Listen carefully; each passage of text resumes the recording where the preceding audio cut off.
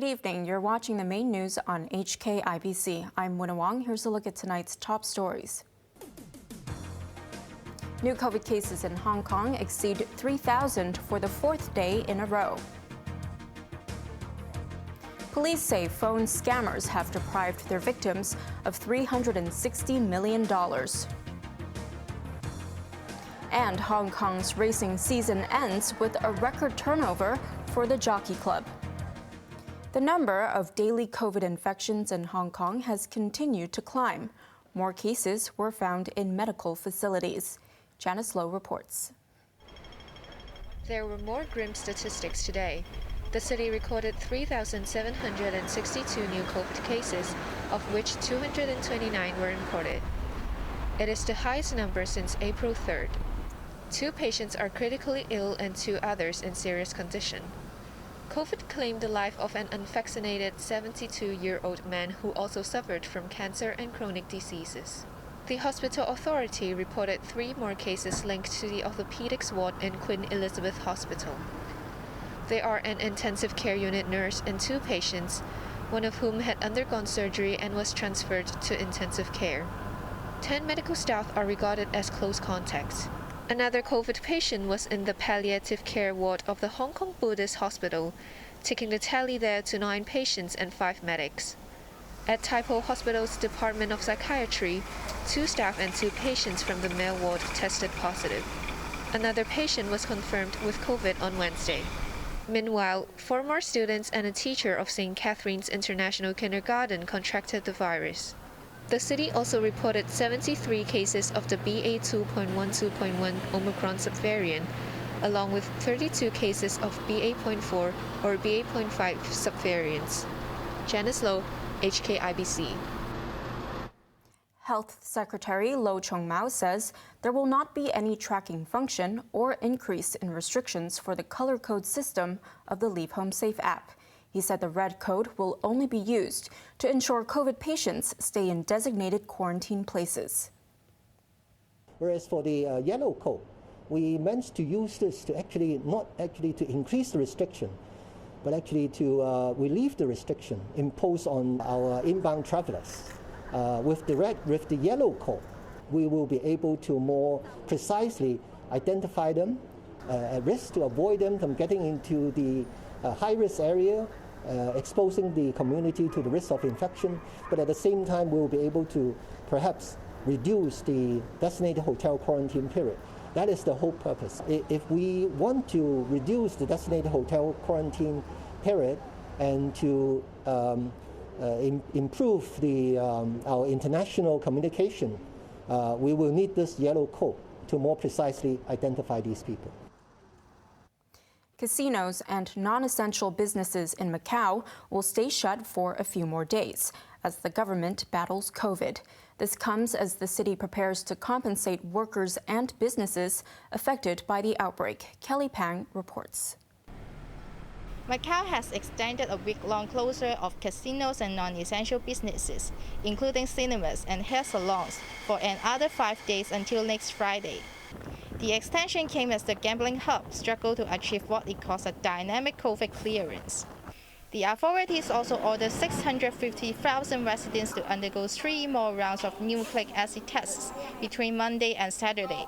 People have also been told to stay home unless they have to attend to urgent matters or buy essential items. In another move, the government earmarked the equivalent of 9.7 billion Hong Kong dollars to subsidize workers and companies that were forced to shut down. Lawmakers will have to approve the proposal. This comes as the city added 31 new infections, taking the total so far in the current outbreak to 1,706.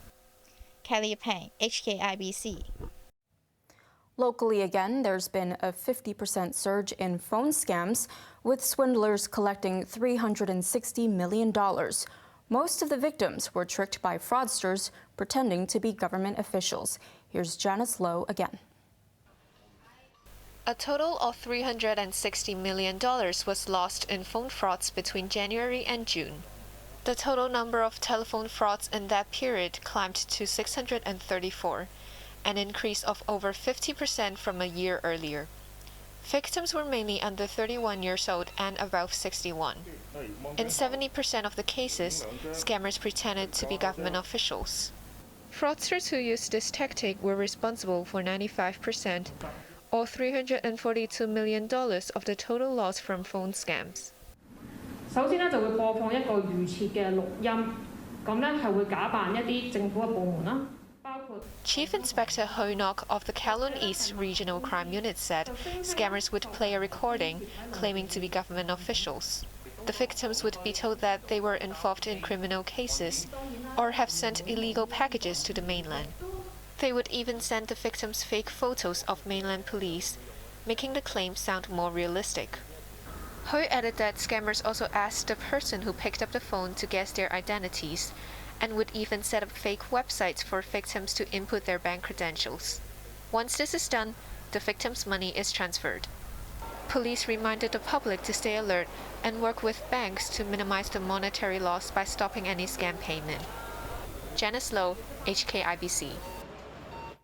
4 of the 12 fugitives who tried to escape to Taiwan in 2020 have been sentenced to serve up to 38 months in prison. Chang Chen, Chang Zi-ho, Li Wai-long, and Liu Ziman were jailed for terms ranging from 2 years and 3 months to 3 years and 2 months. It's for a charge they faced in relation to chemicals seized from a Wanchai rental unit. The authorities believed they wanted to commit arson. A 5th defendant, Tang Kai-yin, is serving time on the mainland. For Liu and Cheng Si-ho, the sentences come on top of the 10-month terms they received yesterday for perverting the course of justice. Racing fans flocked to Sha Tin today to see and bet on the final races of the season. Horses at the Hong Kong Jockey Club are going on their summer break, but are set to return on September 11th. Frankie Lor took home the cup for champion trainer of the season. Meanwhile, Jack Purton was champion jockey with a whopping 136 wins on record. Despite disruptions caused by COVID, the Jockey Club saw a record turnover.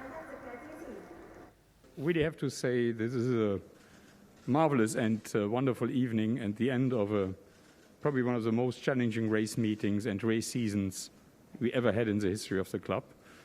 This is the highest turnover since establishment of the Hong Kong SAR, where the turnover has, in this race meeting, has succeeded 2 billion, with 2,035,000,000. And we have, for the total racing season, we have a record turnover of 140 billion. People in Britain have been urged to take precautions as the temperature may rise to a record high in the next few days.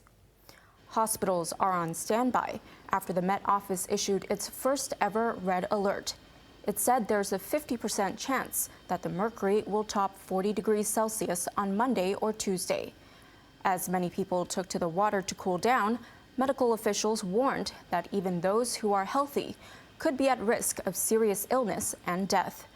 Britons were advised to avoid alcohol and warned to expect power cuts. The previous record temperature in Britain was 38.7 degrees in 2019. The 5 British lawmakers still in the race to be Conservative Party leader have clashed on a wide range of issues. Their debate gave Britons a glimpse into the policies of the person who will succeed Boris Johnson as head of the ruling party and Prime Minister. British Prime Minister Boris Johnson was forced to agree to resign after key members of his cabinet staged a revolt as the scandal surrounding him threatened the prospects of the Conservative Party in the next general elections. In their first debate last night, the 5 remaining lawmakers who hope to succeed him were tested on what they had to say about his trustworthiness. Yes or no, is Boris Johnson honest? There have been some really severe issues, and I think that he has paid a price for that. There were a number of reasons that I resigned, but trust and honesty was part of that. Member of the Parliament Tom Tugendhat was applauded for his simple answer. Is Boris Johnson an honest man?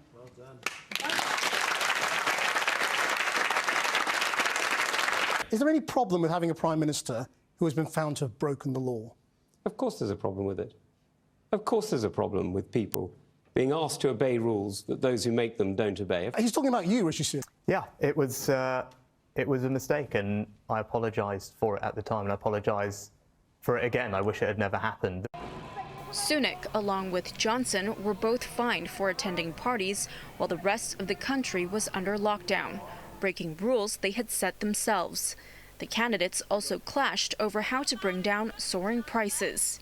We have inflation because of our monetary policy, that we haven't been tough enough on the monetary supply. That's the way I would address that issue, but it is wrong. Interest rates up, mortgages nightmare. Liz, we have to be honest. We have to be honest. But borrowing your way out of inflation isn't a plan, it's a fairy tale. There are no solutions, there are only trade-offs. Every decision we make has a cost somewhere else. The person who will succeed Johnson as party leader and prime minister will be announced on September 5th. On to the weather now. It will be fine with a few showers. Temperatures will range between 29 and 33 degrees. Very hot during the day with moderate southwesterly winds. A look at the weather around the world.